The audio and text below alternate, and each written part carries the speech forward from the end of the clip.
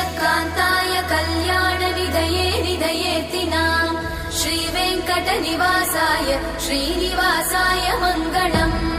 लक्ष्मी सविभ्रमालोकसुभ्रूविभ्रमचक्षुषे चक्षुषे सर्वलोकानां वेङ्कटेशाय मङ्गलम् श्रीवेङ्कटाद्रिशृङ्गाग्रमङ्गलाभरणाङ्गये